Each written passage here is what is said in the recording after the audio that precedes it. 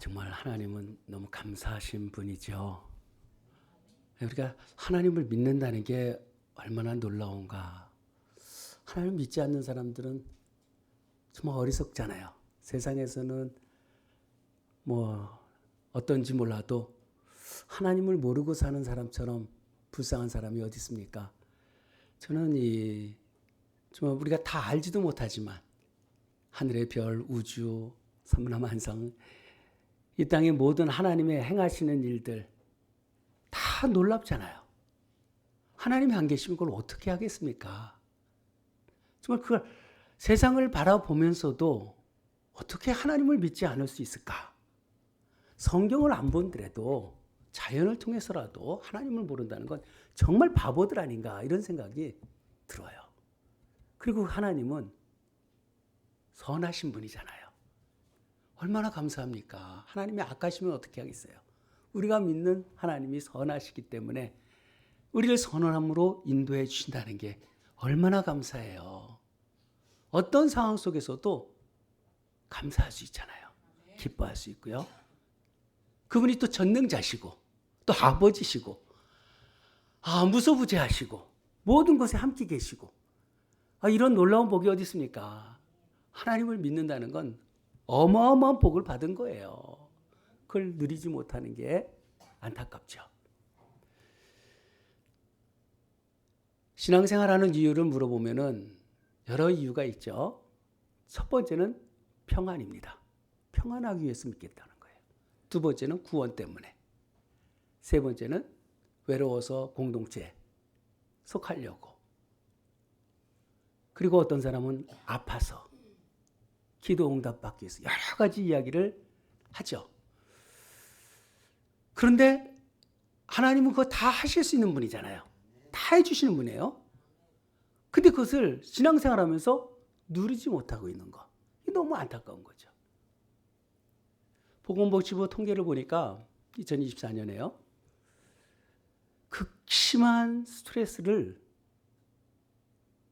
일반 국민들이요. 46%나 받는데요. 그리고 우울감이 일주일 이상 지속되어지는 그런 사람도 43%나 된대요. 그런 것을 경험한 사람들이. 직장 생활하는 사람들도요. 직장에 만족하지 못하고 직장일로 인해서 힘들어하는 사람이 40%가 또 넘어요. 1인 가구가 지금 통계적으로 잡힌 것은 37, 8% 돼요. 근데 지금 40% 넘는다는 얘기도 하잖아요. 여러분 1인 가구가 많아진다는 것은 그게 자체가 불행하다는 얘기는 아니지만 가족이 해체되는 것은 분명한 사실이에요. 가족이라는 것을 통해서 우리가 행복해야 되고요. 또 하나님의 나라를 경험하는 처소인데 가족이 붕괴되어지고 있다는 것, 이게 얼마나 안타까운 일인가. 교회에서도 마찬가지예요. 교회 다니는 30대, 40대가 무너져 버렸잖아요.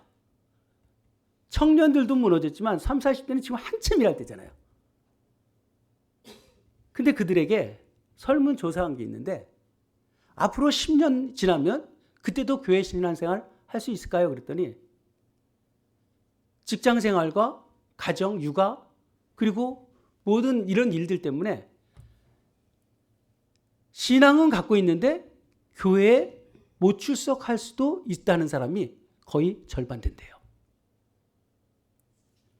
여러분 어떻게 이게 가능할까? 근데 그것이 우리 앞에 지금 와 있어요. 가정도 직장도 그리고 교회도 이 세 가지가 다 위기 속에 있는 거예요. 이렇게 힘든 상황 속에 우리가 지금 살아가고 있어요. 불안한 가운데서 우리가 사역을 이루어가고 있는 것입니다. 이게 다 짐이죠. 여러분들은 어떻습니까? 여러분들은 편안합니까? 아멘. 감사합니다. 아멘 해야죠. 우리는 왜 그러냐면은 오늘 말씀 속에서요. 평안을 내게 주노라 하잖아요. 평안을 주신대요. 이 말씀이 언제 주신 말씀인가 한번 생각해 보세요. 우리가 요한복음 14장, 오늘 14장이잖아요. 15장, 16장 이 말씀이 다락방 강화하라 이렇게 말씀을 해요. 다락방 강화는 뭡니까? 예수님께서 공생애를 다 마치시고 복음을 전파하고 병든 자를 고치시고 제자들을 가르치시고 그리고 마지막 십자가에 달리기 바로 직전에 그 전날 밤에 제자들의 발을 다 씻겨주시고 그러면서 성찬을 학수고대 하셨다 그랬잖아요. 기다리고 기다렸다. 하나님 나라가 이루어질 제자들을 데리고 성찬을 마지막 식사를 하는 장소에서 그리고 이 말씀을 선포한 거예요. 14장, 15장, 16장. 그러니 얼마나 유언적인 메시지잖아요. 얼마나 중요한 메시지입니까? 그런데 그 바로 직전에 어떻게 했어요? 성찬하다가 한 사람 나갔죠. 밤에. 가룟 유다가 예수님 팔아먹기 위해서 나갔어요. 배신하는 자가 있었어요. 제자 중에서. 그리고 예수님은 조금 지나면 겟세마네 동산에서 핏방울이 땀방울이 되도록 간절하게 기도해야 할 시간이 되고요. 그리고 십자가에 달려 죽으시는 것을 아시면서도 그런 상황 속에서 내가 너에게 평안을 준다라고 말씀하는 거예요. 이거 놀라운 이야기 아니에요? 아니 이게 지금 평안할 상황이 아니잖아요. 예수님이 무슨 평안이 있을까? 이 평안이 뭘까? 오늘 이거를 우리가 알아야 돼요. 주님이 이 평안을 내게 주노라. 평안을 너에게 끼치노니 27절 첫 번에 시작할 때요. 평안을 너에게 끼친다라고 표현해요. 끼친다는 단어가요. 이게 남겨두다라는 단어예요. 평안을 너에게 남겨두겠다. 근데 이 용어를 언제 쓰냐면요. 유언이나 유산이나 죽으면서 남겨주는 것. 이건 아무나 받는 게 아니잖아요. 받을 자만 받잖아요. 그런데 제자들에게. 그런데 이것은 너희에게 주노라 하니까 이 주노라는 것은 현재형이에요. 이 말씀을 받는 우리들에게 지금 말씀하시는 거예요. 평안을 너희에게 두고 가겠다. 유언으로 주겠다. 유산으로 주겠다. 평안의 유산을 받으시길 바랍니다. 주님이 평안의 유산을 우리에게 주시는 거예요. 이 평안이라는 단어를 우리가 잘 알아야 돼요. 평안이라는 단어는 제가 자주 말씀해요. 그저 평화, 평안 이렇게 해석하기는 정말 그 의미를 반의 반도 못 살리는 거예요. 그 의미 평안이란 말은 이 에이렌이라는 단어는 샬롬에서 번역됐을 때 에이렌이라고 그래요. 이 샬롬이라는 단어를 히브리 사람들 속에서 성경에서 우리에게 주는 교훈은 완불하다 이런 의미를 갖고 있어요. 어떤 거래를 하면 그 거래의 대가를 지불하잖아요. 그럼 모든 지불이 완전히 다 이루어지면 그때는 평화가 이루어지잖아요. 모든 거래가 완전하게 이루어졌다는 거예요. 더 이상 바랄 것도 없고 줄 것도 없고 이런 모든 것이 다 이루어진. 그래서 그 어근은 온전하게 되다라는 의미예요. 온전하게 되다. 그래서 히브리 사람들이 안녕하세요 인사를 마 샬로마 이렇게 얘기해요. 그는 질문하는 거예요. 당신은 온전함이 무엇입니까? 당신의 영혼은 어떠합니까? 이런 질문을 하는 거예요. 그래서 그 마음속에 진정한 온전함이 무엇이고 그리고 무엇이 다 완성되었는가? 이루어졌는가? 주님께서 십자가에서 선포하신 다 이루었다. 이 말씀이 샬롬이에요. 그래서 저는 그렇게 표현하잖아요. 모든 우주적인 하늘과 땅의 모든 하모니, 조화, 모든 것이 완전하게 더 이상 바랄 것이 없는 그 상황이 되어졌을 때 샬롬이라고 한다는 거예요. 여러분 이 샬롬을 우리가 받았길 원합니다. 이 샬롬을 주님 말씀하시는 거예요. 근데 여기서 말하잖아요. 평안을 너에게 유산으로 주노라. 그런데 곧 나의 평안을 너에게 주노라. 나의 평안이래요. 무슨 평안입니까? 세상에서 줄 수 없는 평안이라고 그러잖아요. 하나님이 주시는 평안, 예수님이 주시는 평안은 나의 평안이라는 거예요. 이건 예수님의 존재에서 나오는 평안이에요. 여러분 생각해 보세요. 하나님을, 그의 이름을 야훼라고 불렀어요. 야훼. 야훼라는 게 스스로 계신 자라는 뜻이잖아요. 스스로 있다라는 개념이에요. 나는 스스로 있다. 스스로 있다는 건 뭐예요? 다른 어떤 거에 영향을 받지 않는다는 거예요. 피조되지 않았다는 거잖아요. 근데 피조되지 않은 그 샬롬을 우리에게 주신다는 거예요. 그러면 모든 것은 그 다음이잖아요. 피조되어진 것으로 그 샬롬이 영향을 받겠습니까? 안 받겠습니까? 영향을 받지 않죠. 주님이 주시는 평강은 세상에 피조되어진 어떠한 환경이나 사회적 날씨나 여기에 영향을 받지 아니하고 삼위 하나님의 완전성에서 나오는 그 평화를 우리가 누리게 되어진다는 거예요. 주님은 그걸 우리에게 주시는 거예요. 십자가에 달려 죽기 바로 직전에 주님이 내가 너에게 뭘 주냐? 나의 평안을 너에게 주노라. 이것이 내가 너에게 주는 유산이다라는 거예요. 그러면 비존재적인 것을 가지고 결코 흔들리거나 요동하지 아니하는, 더 이상 흔들릴 것이 없는 그 샬롬이 오늘 주님께서 우리에게 주신다는 것. 이게 얼마나 감사합니까? 믿어지나요? 이 샬롬이 뭔지 알겠어요? 이 샬롬을 우리에게 주신다는 거예요. 절대적인 은혜를 우리에게 주신대요. 왜 이런 은혜인가? 그 바로 26절에 보면요. 보혜사 성령께서 오신다는 거예요. 보혜사 성령. 예수님도 보혜사라 그래요. 그런데 성령도 보혜사라는 거죠. 보혜사란 말이 우리를 도와주신다는 거예요. 예수님만 도와주신 게 아니라 예수님이 떠나시고 우리에게 성령을 보내주셔서 우리 안에 이런 샬롬을 우리에게 절대적인 근원적 불안이 다 사라지도록 결코 결핍이 있을 수 없고요. 깨어질 수 없는 샬롬을 우리에게 주신다라고 말씀합니다. 여러분 이 샬롬 경험했어요? 전 신앙생활 하면서요. 하나님 만나서 이 샬롬을 경험해요. 그래서 제가 질병도 안 두렵고요. 죽음도 안 두렵다는 것. 어떤 환경적인 요소에 제가 요동하지 아니하고 흔들리지 않을 수 있는 것은 이 샬롬이 제 안에 왔기 때문에 그래요. 여러분 믿음 생활이라는 것은 이 샬롬이 우리에게 있는 거예요. 그래서 미래적인 것 걱정 아무것도 안 하죠. 하나님이 주시는 거예요. 우리가 하나님 앞에만 살 뿐이에요. 주가 원하시는 대로 사는 것뿐이지 다른 것에 마음 빼앗기지 않아요. 이 샬롬을 우리에게 주신다는 거예요. 그래서 세상이 주는 것과 같지 않다. 내가 주는 평강은 세상에서 얻을 수 없는 평강이라는 거예요. 심리학에서는 쾌락의 쳇바퀴라는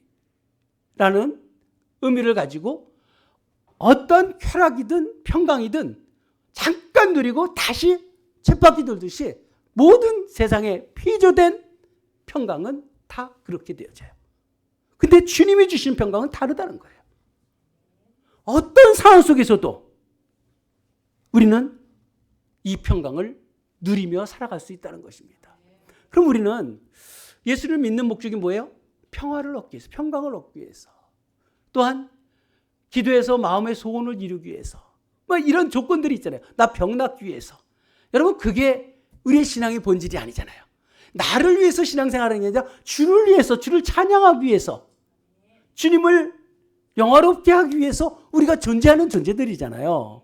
그래서 하나님은 이미 우리에게 예수를 믿는 순간에 진정한 샬롬이 우리에게 임하면 하나님 앞에 아픈 것이 문제가 아니고 성공의 문제가 아니고 어떤 상황에도 하나님을 찬송하고 주를 위해서 사는 것 외에는 더 바랄 것이 없는 이런 삶을 우리가 살아가는 거 아니겠습니까?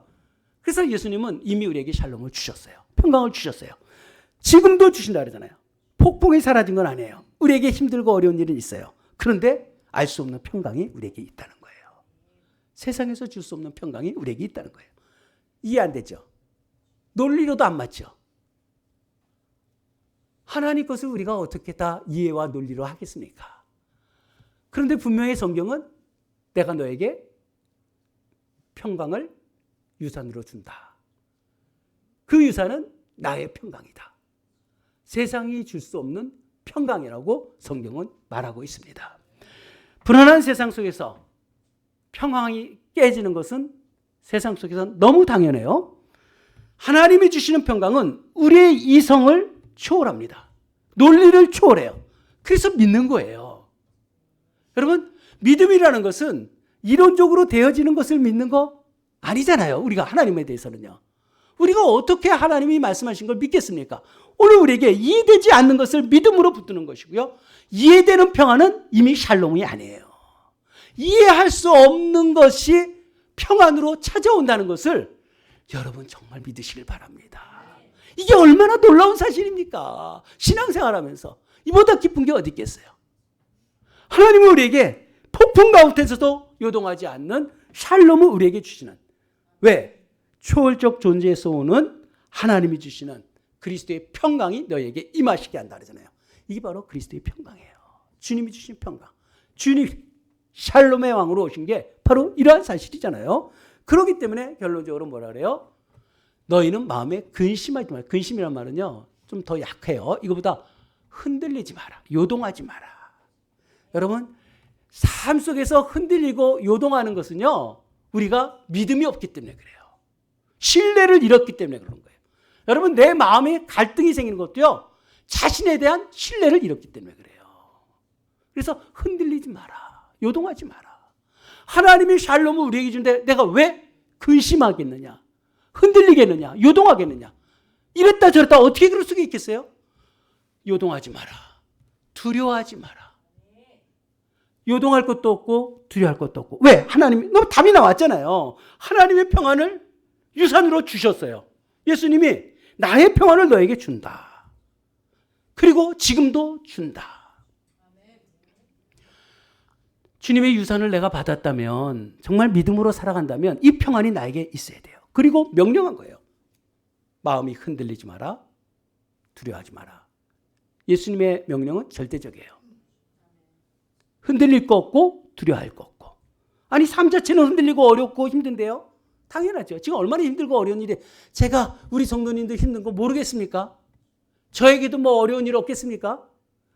있지만, 그렇지만 여전히 나에게는 요동하지 아니하고 두려워하지 아니하고 그 평강이 나를 지배할 수 있다는 것. 이게 주님이 주시는 거예요. 십자가에 달려 죽기 전에 주님은 이 평강을 우리에게 주신다는 거예요. 하나님 믿는 게 얼마나 신나는 일인가. 이 평강을 우리가 가지고 사는데 다른 거 다 빼앗긴들 어때요? 손해보면 어떻습니까? 주님이 우리에게 이 평강을 우리에게 주셨어요. 빌립보서 4장 6절에도요. 모든 지각에 뛰어난 하나님의 평강이 너의 마음과 생각을 지키신다 그러잖아요. 하나님이 주시는 평강이 우리를 이기는 거예요. 세상에서 얻는 평강 찾지 마세요. 세상에서 평강 얻으려고 신앙생활하지 마시고요. 하나님 오늘 약속하신 말씀이에요. 성경은 약속이잖아요. 내가 너에게 평안을 끼친다. 내가 너에게 평안을, 샬롬을 유언으로 준다. 유산으로 준다. 이 유산을 받는 거예요. 말씀하셨으니까 내가 받아들입니다. 그리고 나는 더 이상 흔들리거나 요동하지 않겠습니다. 이 유산은 주님에게서 오는 것입니다. 이걸 받아들이는 거예요. 신앙생활 했던 사람들이요, 많은 사람이 이렇게 살았어요. 제가 이렇게 고백하는 것뿐만이 아니라 웨슬리도 얼마나 힘들고 어려운 일이 많았습니까? 그리고 무수한 일들 지치도록 다 일했어요. 마지막에 운명하기 전에 마지막 한 이야기가 뭔지 아세요?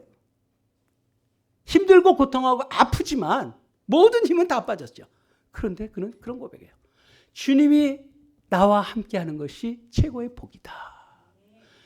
주님이 함께하고 있다는 것 때문에 죽음, 그리고 하늘나라 갔잖아요. 주님이 나랑 함께하고 있다는 것을 얘기해요. 죽음이 두렵다는 얘기 하지 않아요. 마지막 순간에 주님이 주시는 이 평강이 있기 때문에. 요즘 신앙생활 대충 하던 분들이 정말 죽음 앞에서 벌벌벌 떠는 것을 제가 좀 봐요. 신앙생활 대충 하면요, 죽는 거 되게 두려워해요. 의사한테 살려주세요, 살려주세요라고요. 하나님 나라에 대해서 만족한다면, 우리의 생명을 하나님 앞에 의탁한다면 그런 모습 없어야 되지 않겠어요? 살리시는 분도 하나님이고 죽이시는 분도 하나님이고 나에게 주시는 주님이 나와 함께하기 때문에 염려하지 않고 두려워하지 아니하고, 아파야 또 하나님 나라 가죠. 아픈 것조차도 받아들일 수 있고, 우리의 신앙이 주님 때문에 이런 절대적인 평강이 우리에게 있길 주님의 이름으로 축복합니다. 세상이 줄 수 없는 평강이라 그러잖아요. 보네포디어 교수형 해방되기 바로 며칠 전에 그렇게 되잖아요. 근데 그 교수형 당하기 바로 직전에 최후의 진술 속에서 그 주변에 있는 사람이 다 은혜를 받았잖아요. 아니 어떻게 저렇게 평안할까? 나는 오늘 끝입니다. 그러나 나의 새로운 삶은 시작입니다. 다른 사람은 나를 죽였다고 얘기하지만 나는 더 생생하게 살아있을 것이다. 이런 고백하잖아요. 어떻게 그렇게 의연할 수 있을까? 지금 교수형을 당하는 그 상황 속에서도 평강을 누릴 수 있는 건 하나님이 주시는 평강이 있었기 때문에 그래요. 여러분, 이 평강을 주님 우리에게 주셨어요. 세상 것에 정말 쳇바퀴 돌아가듯이 그것 쫓아다니면서 평강 찾지 마시고요. 믿음을 통해서 오늘 이 평강 그냥 받아버리세요. 내 인생 평생 살면서 얼마나 감사합니까? 세상에 줄 수 없는 이 평강. 모든 걸 다 얻은 거 아니겠어요? 평안하면 되지 뭐 더 바랄 게 뭐가 있겠어요? 주님이 약속하셨어요. 말씀을 이해 못하더라도 기록된 말씀은 그대로 된다는 것을 믿으세요. 주님이 약속하셨어요. 나의 평강을 너에게 유산으로 주노라. 나의 평강, 이 평강이 오늘 우리 성도님들에게 그대로 임하고 삶이 평생 살면서 평안을 누리며 온전해지는 하나님과 관계가 완벽하게 이웃과의 그 온전함이 있는 모든 사람과 더불어 평화하라 그러잖아요. 하나님의 그 화평이 우리에게 있을 때 이런 평강이 나타난다는 사실을 알고 그러한 평강의 은혜가 우리 성도님들 머리 위에 마음 심령 속에 삶 속에 풍성하게 넘치길 주님의 이름으로 축복합니다.